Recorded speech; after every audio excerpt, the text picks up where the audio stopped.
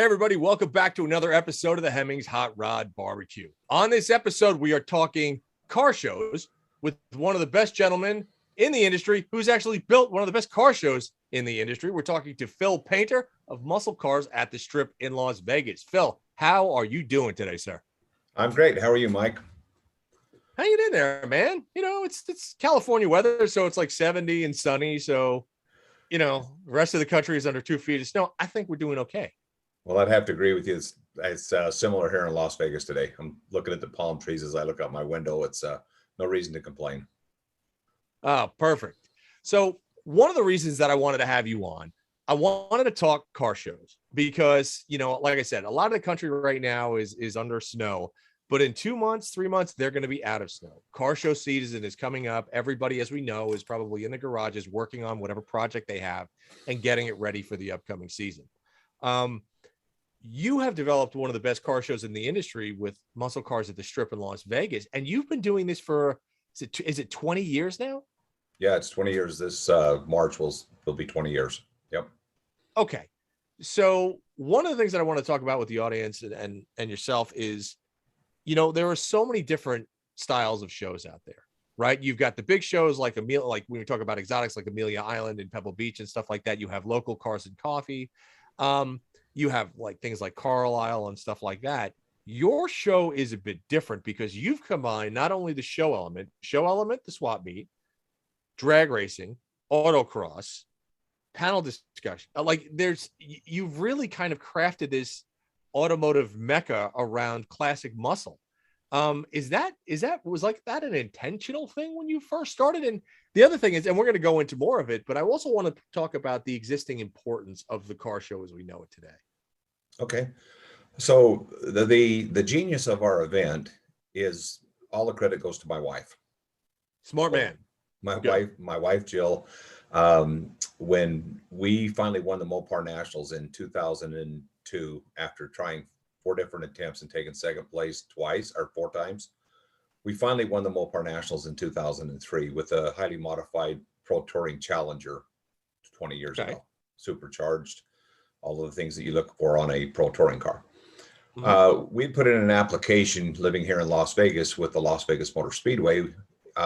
Once they bought the Las Vegas Motor Speedway, and all it had was a super speedway, and there was rumblings that they were going to build a drag strip. So I put in an application immediately to try to hold an event here. Now, the reason that I would say that I put an application immediately, a bunch of my friends in the Midwest, St. Louis area, Columbus, Ohio,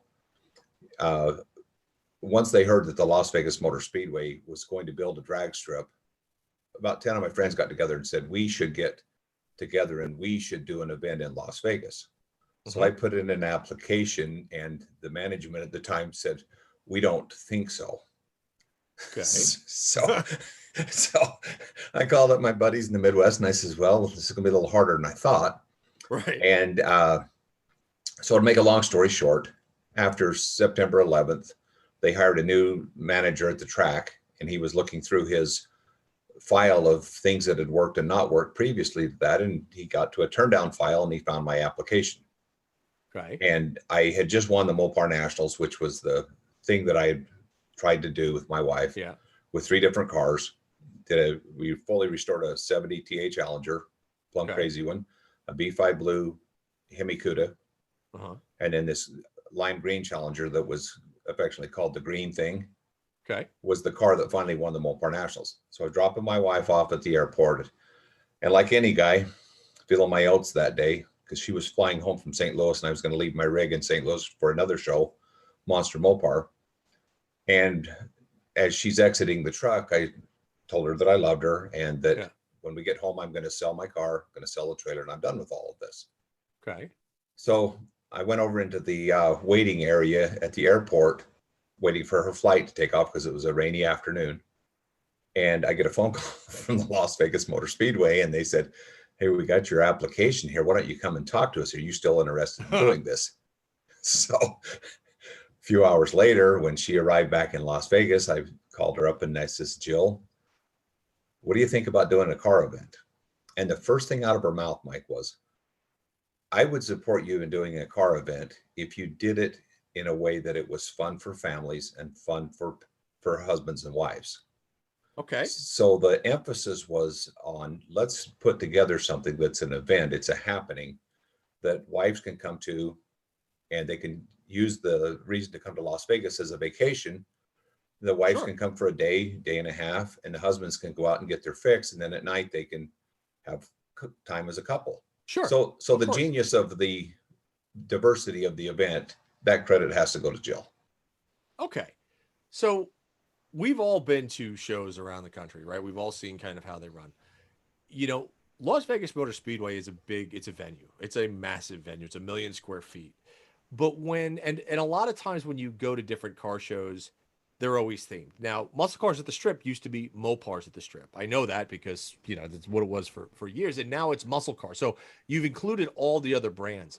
Was that something to do because you just felt it was getting obviously it was Mopar centric, but like, we all love cars, right? For me, I don't care if it's a Ford, a Chevy, a Dodge, a Nissan, it could be a Fiat. I really don't care. I just love vehicles.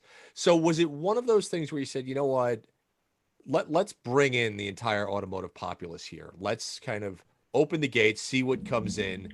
And then if we want to modify the show from there, we can. Is that kind of how the impetus from that came? Well, the interest for it came from the outside, not the inside. So Okay. we had a lot of people, and the Mopar community embraced this show from the get-go, and it was their support that drove the success of the show. It's the greatest accomplishment that any promoter can have, and that is raving fans, and the Mopar people are definitely that.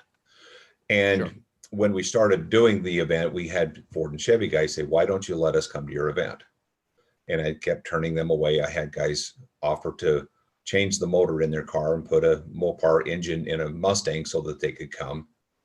And I heard this repeatedly, and it was like, we don't have anything like this. You've got such a great thing going. We want to be part of this. And one of the factors of us not getting a date as early as we thought we should for our business plan with the Las Vegas Motor Speedway was there's an evident aging out of people that embraced the 60s and 70s muscle cars. Sure. And as the cost continued to rise on doing a restoration and what these cars are worth today, there were less and less people willing to bring their cars to a car event. And then another interesting thing that happened was you and I talked about this before. This is a fun weekend for everybody else. It's a labor of love for guys like me and you, but it's work. It's 100% a job, and it's that's right. It has financial realities, and it has you've got to be able to roll with the changes, or you're going to get left behind. Well, we started to see something happening about 7 years ago, and it started at the SEMA show. We work the SEMA show every year for like-minded companies that want to embrace, at that time, the Mopar brand. And we started to see a shift that more and more companies were being consolidated and being run by sometimes not fully passionate car people and accountants, and bean counters started running these companies, and they wanted to be able to cater to all three manufacturers, or they just simply said, we can't keep coming to events. Sure. So we got to a crossroads where there was a lot of pressure from the outside to change what we were doing. And when we initially floated the idea to the Mopar people, they understood. Yeah. They didn't like it. As a promoter, it was easier for me because I mean, we have some of the greatest fans, and that is the coolest part about this event is the people. And we have raving fans that love this show. Right. Well, it's interesting because we talk about Mopar people, and I'm a Mopar guy, so I feel like I'm qualified to say this. Mopar people can be a little out there, right? They are some of the most passionate enthusiasts the world has ever seen. They love the cars to a point where they love the brand, where it's insane. I've never seen Ford people. I get it. Chevy, fine. I have never seen a more passionate group than Mopar people. And it's interesting because if you say that to Mopar people, they go, of course, that's the way we are. But, I mean, which kind of makes sense. But in the same token, you say, well, what about a Ford or what about a Chevy? And then they get all mad. When I first started in the hobby, and I had built up my Charger. It was, for the time, it was what's considered a pro touring car, and now it's just an old resto mod. But the diehards, the real diehard Mopar guys would be like, that's the wrong fitting, or that's the wrong this, or that's the wrong that.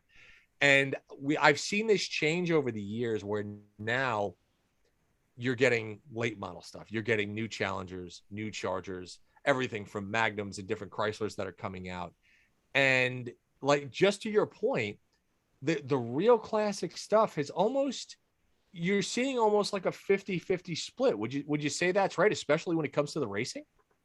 Yeah, I think 50-50 is a close number. I really do. Yeah. So the interesting thing about this whole story is as we talked to a bunch of the Mopar people in the Mopar magazines and told them what we were faced with, it was either discontinue doing the show or change. And here's what I find is interesting. The Mopar community opened up their arms and says, we want the Chevy and Ford guys here. That's great. Do you want me to repeat that? We want the Chevy and Ford shocking. guys. It's like, holy crap, really? So they've allowed to share their show with the other two manufacturers and the brand loyal customers, because they understand their strength in numbers, and they understand there's an aging out.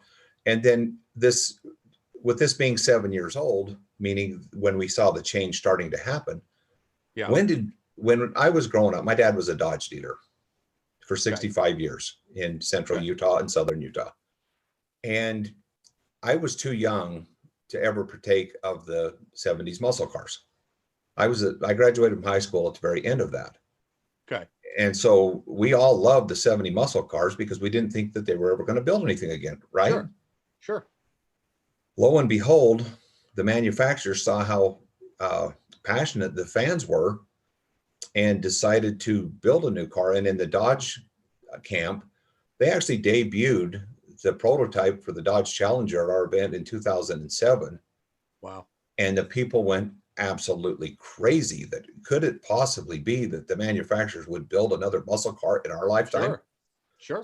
So all of this with the 7-year itch or scratch or whatever you want to call it, we could see a change starting to happen. And then General Motors brought back the Camaro, and obviously the Ford has had a long run with the Mustang. But why not embrace the horsepower that we all can go down to the dealership and buy right now? One of my favorite sayings is, and this tells you a little bit about my passion for cars. When I go out in the garage and stick the key in the ignition and I turn that car on, I want it to return the favor. Of course. And that's very, very true. And I think, it's interesting. There's so much lore about muscle cars, how fast they actually were, what they actually did. And, over the last 15 years, things have changed a little bit. Like when you tell somebody, if you say, well, this is a GT 500 Shelby, or, a 70 Hemi Cuda, or a this or that, they automatically get this vision in their head that these are extremely, extremely fast cars. Now, for the day, they were pretty quick, but like a 440 Charger was a high 13-second car, right? Absolutely. But by today's standards, you're talking a new Demon will go out and run 960s. So the power transfer that has taken place in the last 50 years to be able to go out now and buy cars with 6, 7, 8, 900 horsepower. This is truly the kind of the golden age of the muscle car. And after attending the event last year, I was surprised at a couple of things. One, how many late model cars were actually there, ripping down the strip at full tilt. That was unbelievable. Two, equally the amount of early model muscle cars that were modified, wheel standard, everything else. I mean, there was just amazing stuff. But three, there was that melding of the new and old technology. And we talked about a little bit about, your Pro Touring car, and I have one as well. But you're seeing a lot of Gen 3 Hemi swaps, a lot of LS swaps, a lot of things that guys who grew up in the 70s and the 80s and 90s, now they don't want to deal with carburation anymore. They don't want to deal with, yes, for some people that'll still always be the way, but what's nice? Great air conditioning. And especially in Vegas, sitting in traffic and not having your car kind of, overheat or anything like that. which is wonderful because I feel like a lot of these old cars now are getting a new lease on life. And because of shows like Muscle Cars at the Strip, people are able to come to the shows. They're able to look, they're able to see a whole bunch of different combinations from different owners from around the country and start to get ideas. And I think that's one of the most important aspects of the car show in general, right? I think it's overlooked by a lot of people, but for me, that's one of the best things that I can do is get ideas from people and say, oh man, they did a great job on this. And I wish I would have thought of that and so on. Because then I could incorporate it into my own stuff. Well, yeah, and you can talk to the owner that's been through it. I mean, a lot of times looking on the internet, people overvalue their assets and their abilities. And you go talk to a guy and you find out that he's actually a skilled craftsman, and the number of hours it took him to create this, it really brings to the forefront just how magnificent that car is. And, you know, I've restored several old cars, and when I see a restored car, I understand that that person's a finisher in life. Because if you start a car and finish it and fully restore one car, you can build a house in the time it takes you to do a car. Right. And it's a passion project. And so when those cars show up, the car show portion of our event, when we want to recognize those cars, we know it's a lot of blood, sweat, and tears. Yeah. If you were to go restore your Daytona right now, yep, or walk in and buy a new ZL1 Camaro, it's a different experience. Oh yeah. And that's the beautiful thing about this event. We're not trying to define it for anybody. We want to embrace everybody that loves muscle cars. So whether you've restored a car, whether you're in the process of restoring a car, whether you want some help restoring the car or making a modified car, everybody that's like-minded is going to get together at this family reunion we call an event, and we can share stories. We can do networking, pick up the phone. You can watch each other on Instagram. I mean, one of the things that just blows my mind about this, Mike, is the number of people and the level of how smart they are. Oh, yeah. and how creative they are. I mean, for instance, we had a gentleman, Randy Weaver, take a 70 CUDA and completely build a subframe so he could put a Cummins diesel in it. And everybody just turned their nose up at it until they saw it. Right. The hand-built portion of that car that Randy built, and the hood, everybody says, well, it's an LS hood. Yeah, no, it's not. And then when he opened the hood and the form and the function and the way the car handles, and he took it out on the autocross. But that's the beautiful thing about the event. When you mention coming and learning and experiencing, right. You know, if all you ever had was vanilla ice cream, you'll never know how good chocolate chip is. That's right. And coming to the event and opening your mind and absorbing everything that's going to be in an event like this. You know, the internet's great because it introduces us visually. Sure.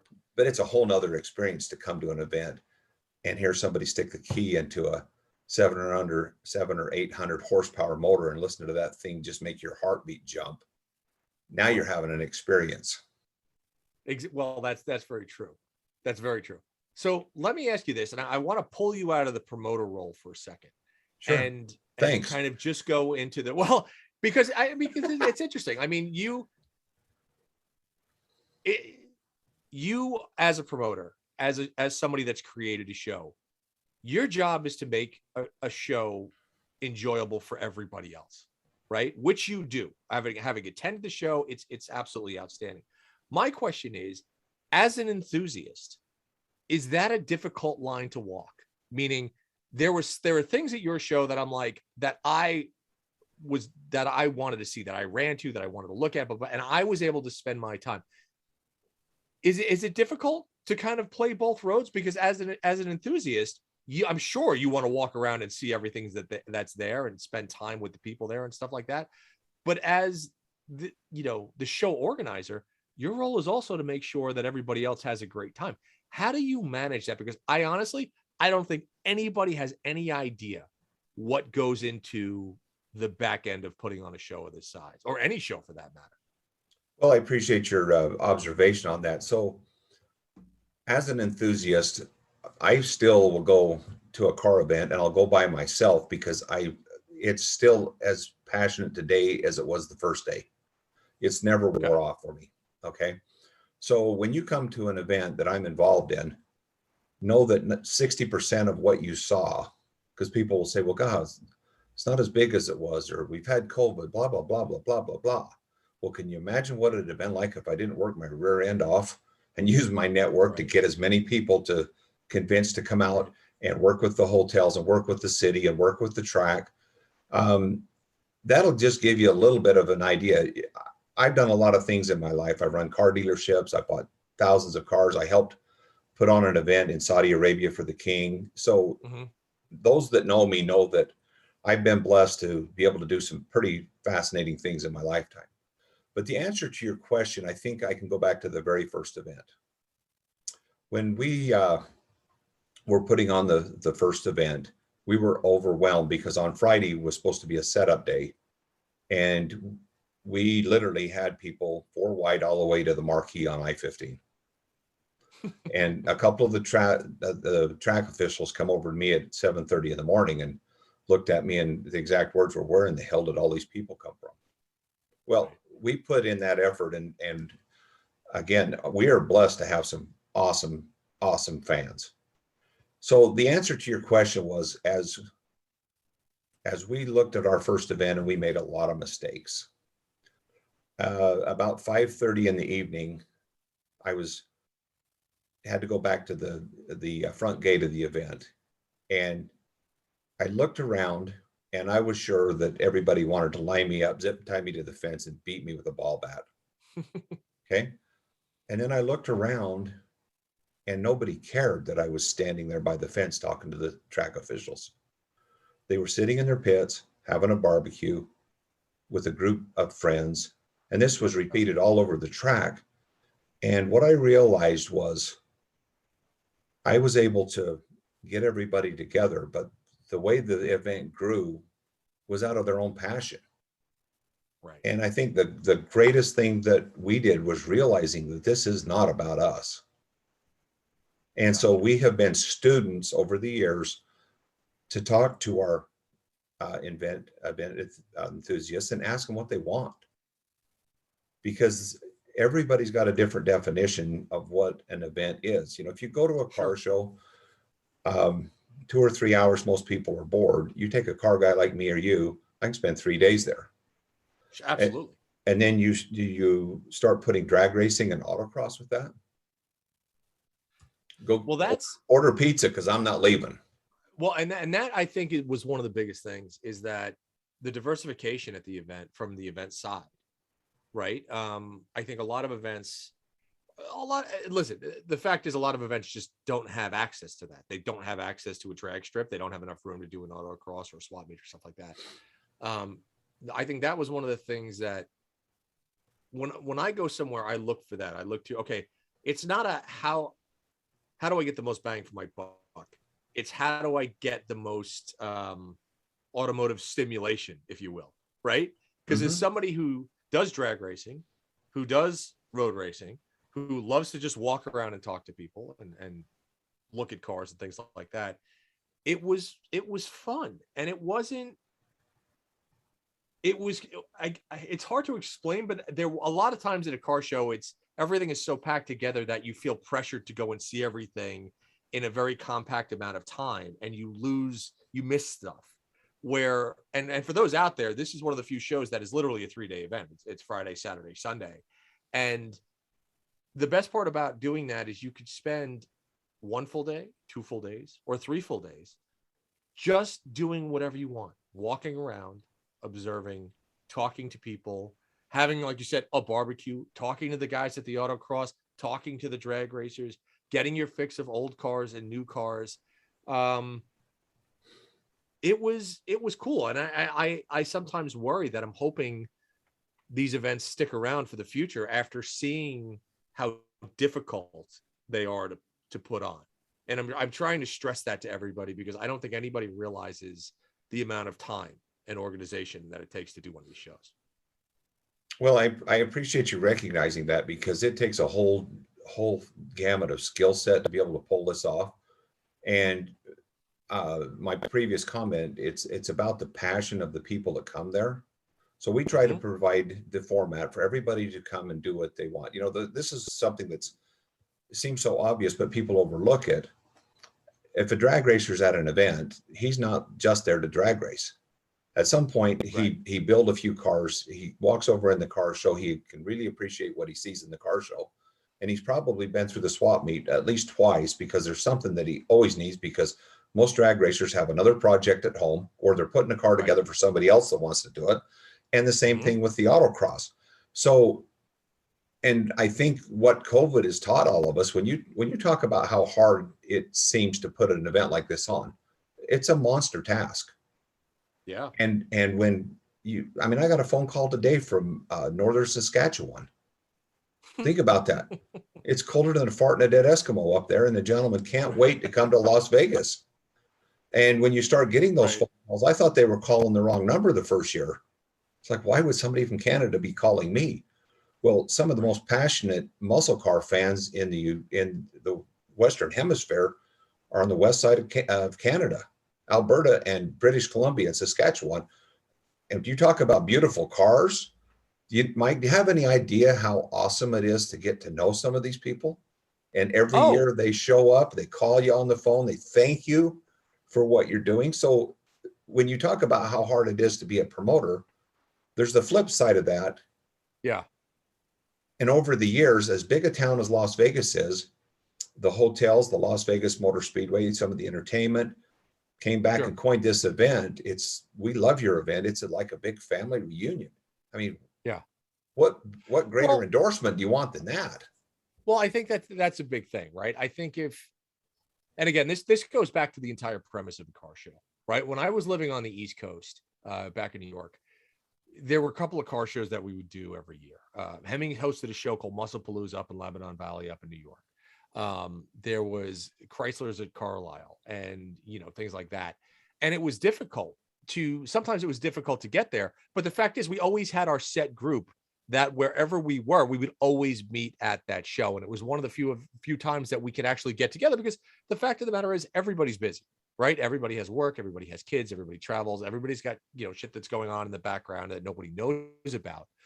And so to be able to have something, regardless of what time of year it's in, to use as a focal point to bring people together is huge for people that are in, like you said, up in Canada, that are in the Midwest, that are in the Northeast, that let's face it, it's, March, February, it's cold, it's snowy, it's rainy.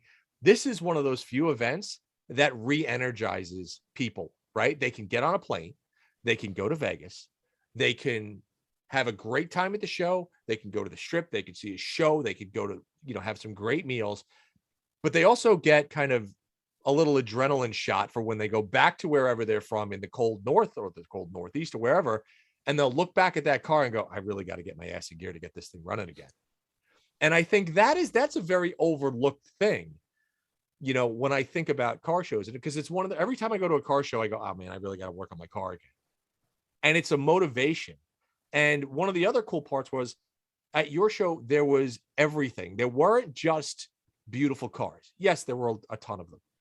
But there were old cars, there were ratty muscle cars, there were cars that need a full restoration, but they were there. And I think that's another part of the atmosphere whereby people feel that comfortable with they don't have to feel that they have to show off.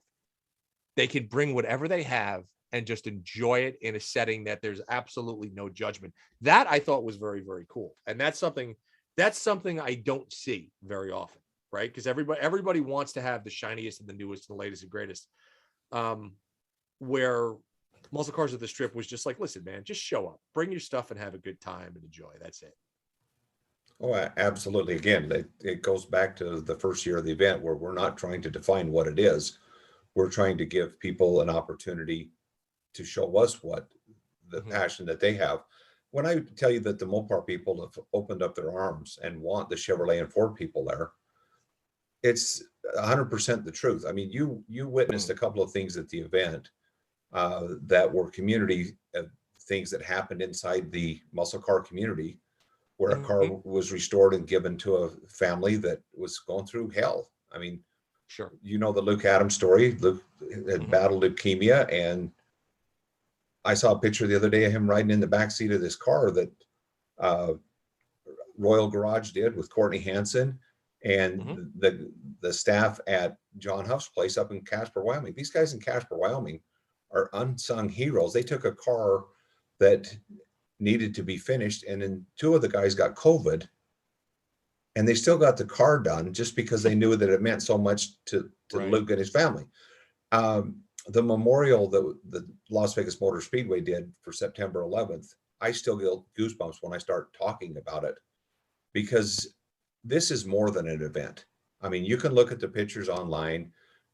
You can think that you know what happens here, but until you experience it, and you experience the Las Vegas Motor Speedway in spring, I mean, it's one of the premier facilities in the whole wide world. Oh, absolutely. Not in my neighborhood and not in my mind. It's in the whole wide world, and it's right here in the entertainment capital of the world. Why would you not want to come to Las Vegas? Right. So, well, that's absolutely correct. And when you talk about the business part of the event, Mike, I think you would know me well enough that this is a big undertaking to put on, and it's a passion-driven project, just like our tagline for the event: people, passion, and performance. You know, you've always got negative naysayers that, oh, I don't go to this because it's not that, or they changed this, so I'm not going. Well, one of these days, if guys like me stop doing what we're doing, what's going to be the result? Who do you know, Mike, that's going to pick up the ball, walk into the corporate offices at Speedway Incorporated and say, hey, I got this bright idea? So that leads me to my next question, right? Okay. Everything in the automotive space is changing, right? We're talking about technology. We're talking about how OEMs view cars. We're talking about they view cars as a refrigerator. Well, and that's just it, right? We have electrification coming, which is totally fine. Great. But it's one of those things where in 15 years, right? Like we just had Chevy come out and say they're going all electric by 2035 or whatever it was. We know that Dodge at some point will be all electric. We know that Ford is going down. Everybody's going EV, and listen, it's fine. I have no problem with it. It's okay. I'm super fortunate that we lived in the greatest time of the automobile. Well, let's put an exclamation point about that statement you just made. We lived in the greatest time in the automotive history. The question is, what are we going to do about it? Well, that's going to let it go through our hands? Or are we going to let it just go by? That's the whole thing. Where is the future of the car show, right? Do you think that, because if you look at stuff, right, every genre of automobile up until right now, from the Model T up until, petrol-driven Challengers and Mustangs and everything, they've all had one thing in common, which is they've got an engine, right? They've got a gas-driven engine. When everything goes to electrification, do you think it will have the same amount of following that petrol-driven cars have? Do you think that EVs and that technology will have the same draw, will have the same passion from enthusiasts? And if so, do you think it'll just be, I don't know, as passionate or a different style? Because I went to a car show that was all EVs because I wanted to check it out. We went to the autocross because they had an autocross there. The biggest problem with it is I couldn't hear anything. And I couldn't hear anything, and that made me ignore it, right? So I had drag cars. You can run down the strip at doing 8-second quarter miles, but it's in silence, which means it's forgettable to me. So do you think that passion is still going to be there? Do you think people are going to want to see that? Or I'm just curious what your take is on how the car show is going to change. So what you're asking me to do is get in trouble here. Absolutely. Well, absolutely. What I really think about this is I mean, listen, this is a no bullshit show. I don't sugarcoat stuff. Like it really concerns me as an enthusiast. Like I said, I went to an EV car show and I left there going, right? Because there was not, and there were tons of cars there. I should say tons, but there were vehicles there that had EV conversion, classic vehicles that had EV conversions. Again, beautiful, well thought out, thousands of man hours into making these things into EVs, but there was no noise. There was no noise. And because of that, they were stunning to look at. But as soon as they hit the starter button, they whispered away. Mhm. And there was no engagement as an enthusiast. And I Well, don't know how that's going to translate to a car show. let's talk about drag racing and autocross for just a second. So, so that everybody's clear, when the electric car comes out and goes through the burnout box, it will burn the tires and get them hot so that the Yeah. tires are sticky. But again, you're not hearing anything, and it will pull a wheelie and it'll set the car back on its wheelie bars. Right. But again, Mike, I'm like you. I want my senses quickened. I want to Right. see it, I want to feel it, and I want to Yep. hear it. So Right. I technology is a great thing. I mean, just look at the technological advance in the new C8, in the Hellcats, Yes. Sure. TRX pickup truck, Beautiful. 392G. I was at Shelby yesterday, and I mean that'll get your heart pumping right there. So I think the EVs will have their place, and everybody wants to be green. So I'm not going to shun the electrification of cars for all of those that want it, but I still want a choice. Okay. Because I want that choice. And here's where it comes into the enthusiast. If you sit on the fence and you don't attend events and they go away, that sends a real signal to the aftermarket and to the manufacturers that you don't care. So that's right. you need to vote by attending. If you like EVs, that's wonderful. We're going to have an EV racing in the autocross, and it will probably run head to head with anything in there. And it is no slouch. But again, we're going to provide the platform for you to watch, and you can decide for yourself. But when Chris Birdsong comes out in his Charger and throws it sideways, and you can hear that 440 screaming for all it's worth with Chris driving it, you'll have to decide which of those two experiences you like best. Okay, but I guess the question was, so EVs then, right? Being, eventually coming in, Yeah. Muscle cars at the strip will include your open arms to them. Like I said, the autocross will have an EV Plaid in it this year, and you can go for a ride in it, and you get to decide about the experience. See, that's cool. So wait. So it's a Tesla Plaid, I'm assuming, that's going to be there? Yeah. Okay. Yes, so are people actually going to, are attendees going to be able to ride in the car? Right now, that's one of the things that we've talked to the gentleman that owns it. Really? And yeah, and there, if you've seen our videos, you see a Dodge Scamp that looks like your grandpa owned it with the 6.4 Hemi in it. And you can go for a ride in that too. That's one of the beautiful things about this event. You can ride in both cars. You can take your pictures. You can have the experience. Then you get to decide. Oh, that's cool. I didn't know that's very, very slick. Well, that is that is what you get when you have Rob Bird run your autocross. He is very much in tune with what is going on. And to say that an EV can't go through the autocross fast. That's a poor statement. Yeah, don't put your blues or your title up on that one, because right. But again, why not incorporate it and let people decide? Is it going to take over the event? To me, I still like the roar of a motor, and I think everyone does. So your answer, whether I'm going to do this or whether I'm going to do that, time will tell. But I think there's EVs running around Las Vegas. My neighbor's driving a new Mustang GT. He comes flying down the street. The car's fast, but he likes it. I can appreciate it, and we're both happy. The answer to your question is the EVs are going to find their market, because people are either going to buy them and they're going to engage with the whole process, or they're not. Right. I mean, they're making new cars so efficient that really the question is, everybody's trying to advance the ball, but we're living in a muscle car era right now. Why not celebrate it? And if you stay home and say, Mopar or no car, I'm not going because there's going to be a Chevy there.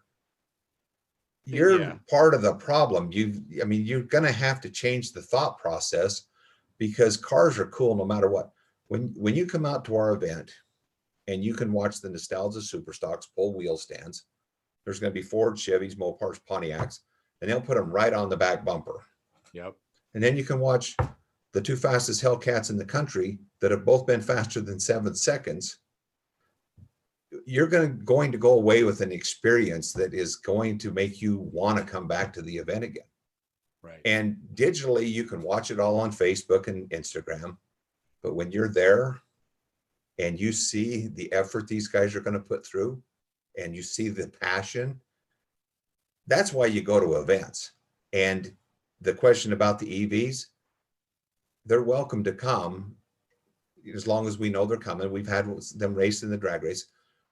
But a friend of mine, if you say that this is a take the gloves off kind of show, he explained watching an EV drag car. I don't know if I should say it or not, but anyway, everybody gets to make up their own mind. And right. I'm gonna leave it at that. So I leave don't get it at myself that. No, that's good. Yeah, just leave it right there. Yeah. Well, Phil, what are the dates of the show? March 18th through the 20th. Okay, so we've got less than a month. Just a touch over. We're counting every day and every hour. Okay, so I will say this to everybody out there. Again, I wanted to have Phil on because I wanted to talk about car shows in general. I wanted to talk about how important they are to us as not just muscle car enthusiasts, but automotive enthusiasts as a whole, right? You can like whatever you want. You can like, petrol driven cars. You can like EVs. You can like Eurosport cars or JDM cars. It doesn't matter. But understand this, the car show at its whole is there to bring everybody together because of these four-wheeled vehicles that we love. The muscle car show at the Strip is unlike any that most, I think, have seen because it covers so much, right? Drag racing, autocross, show field, everything else. If you get a chance, go there. See the show in early or in March. I will be there. We've got a couple of other people that are going to show up. Honestly, it's probably one of those shows that's really too good to miss. So I really kind of implore you to go out and check it out. Phil, what else can we expect before we wrap up? Because like I said, I can't wait to go again. I had a great time last year. Well, one of the things that we're doing this year that is going to mix the new and the old, we just got through talking about EVs, but Bob Riggle, the original driver of the Hearst Hemi Under Glass, will be at the event, and so will Shirley Shahan Bridges. And Shirley drove the car called the Dragon Wagon. And Shirley will tell the story about going up to the pay window to get paid because she won a drag race being 8.5 months pregnant. This was the golden era of drag racing, okay? And we all know the history of Bob Riggle and the Hearst Hemi Under Glass. Both of them have a book out now, and you got a chance to have your picture taken with them and get an autograph from these legends. And for our 20th anniversary, one of the things that we're doing is we're bringing back an event poster. Okay. And the artist that's drawing the poster is none other than Kenny Youngblood.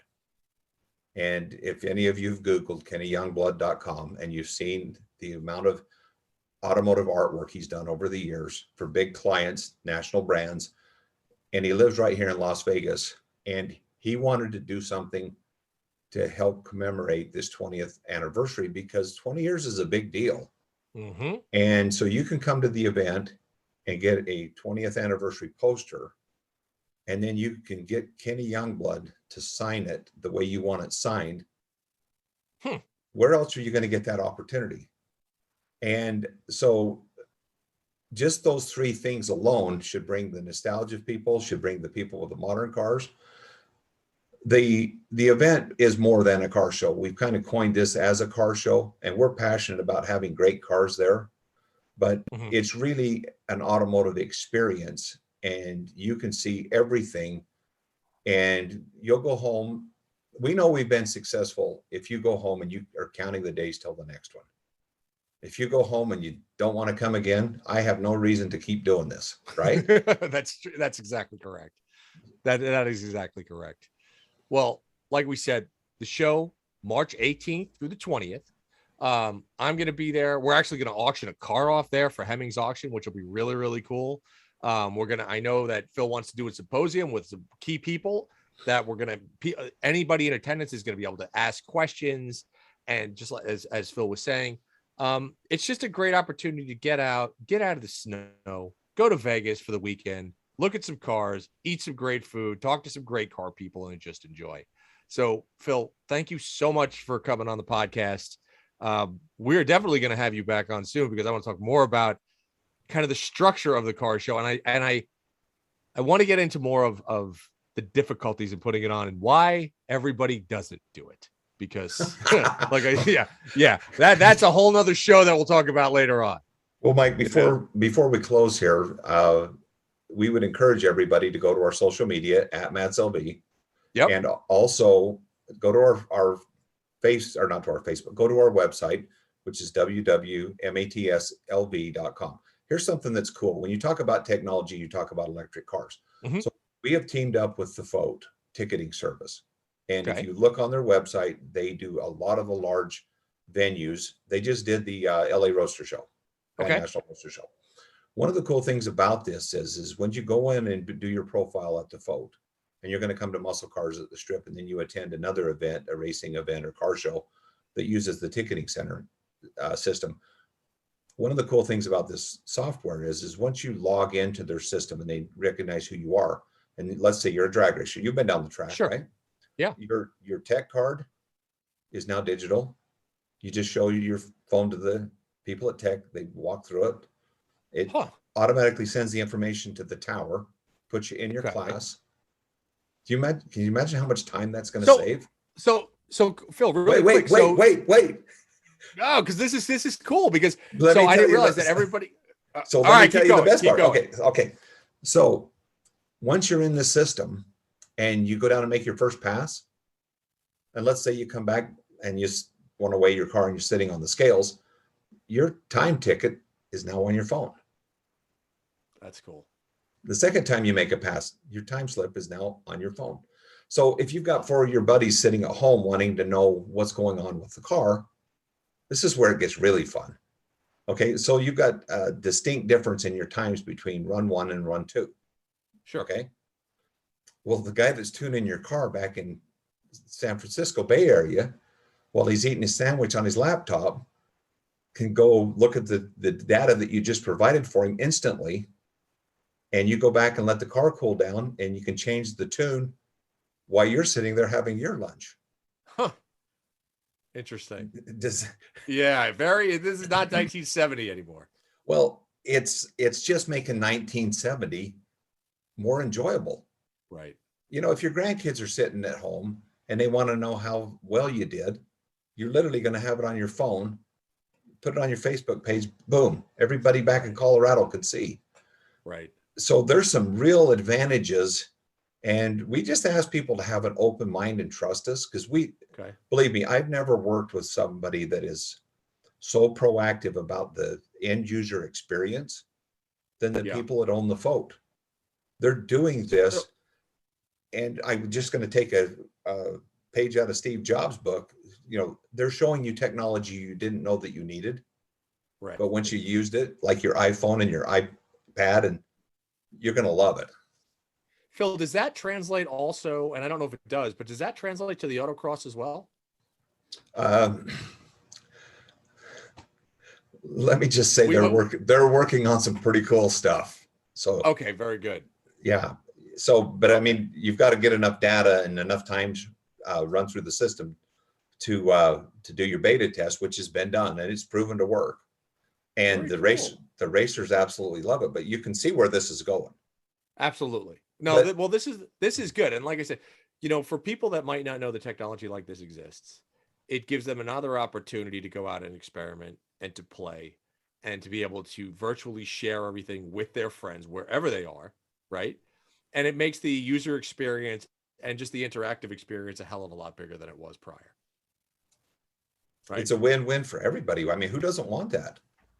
If you choose not to share it, you still have it.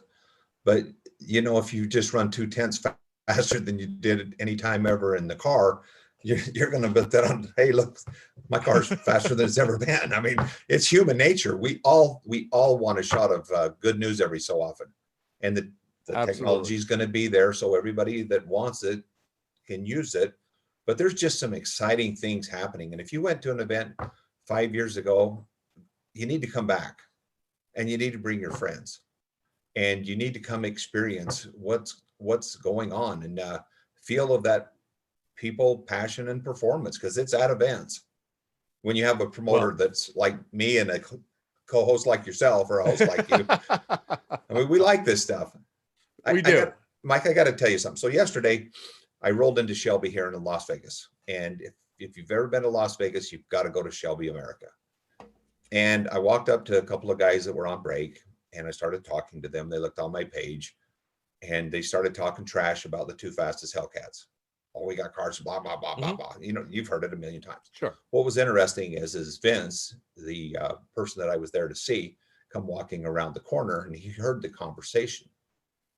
And he just looked at everybody and he says, I love all cars. Yeah. That's why I work here. And I think that's the passion that you have. And I hope people can see that that's the passion that I have. I think so. I think that's, hopefully anybody who attends a car show has that. I think everybody has to keep an open mind. I think that they have to look at everything. And listen, at day's end, you make up your own mind about what you like and why you like it. But don't push stuff to the side because you don't understand it, right? Experience it, talk to people who have different things than you do, understand why they like it, and it really just opens your mind up. And I think that's the key to not only muscle cars at the Strip, but any car show, right? Go, enjoy, bring your friends, bring your family. And listen, car show season's upon us. It's really right around the corner. This is the first one. Wow. Sorry, that was my phone. That was one of those little alerts that, well, something's happening big. I don't know. Hopefully we don't get an earthquake anytime soon. But the fact of the matter is this. The show, March 18th through the 20th. It's an amazing venue, amazing people, amazing organizers. Phil, thank you for coming on the Hot Rod BBQ. Like I said, so much going on at the show. If you have any questions, put them in the comments below, right? Send an email to Hemmings. Phil, lastly, where can everybody find you? What is the best way to get in touch with you if they want to sponsor the show, if they want to be involved? How can they get in touch with you? Well, I was just going to tell you the one thing we haven't mentioned. We mentioned our website at Matt's LV, social at Matt's LV. But if you want to pick up the phone and call us, 702-256-8254. Okay. So that's big.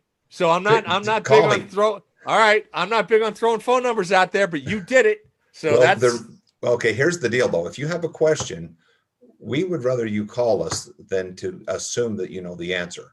Because just like this conversation you and I are having, I mean, I had a phone call yesterday from a gentleman in Colorado, and he had a question, and we talked it through it. And you could hear him talking to his wife when he was putting the phone down. I can't wait for this. I mean, how many times do you have to hear that before you go, okay, we're on to something here? So 702-256-8254. And there you go. Any question answered by the man himself, Phil. Thank you so much for coming on the show. And I don't know, I'll probably be talking to you real soon, and I'll definitely see you in a month's time. Well, we're looking forward to it, and we invite everybody to come experience the wildest muscle car party in the West. Awesome. Muscle cars in the Strip. Wonderful. Phil, we'll be talking to you soon. Thank you. Okay, man. Take care. Thanks for listening, folks. And again, please subscribe to the Hot Rod BBQ podcast. If you're on Spotify, check us out there. Subscribe to it on iTunes.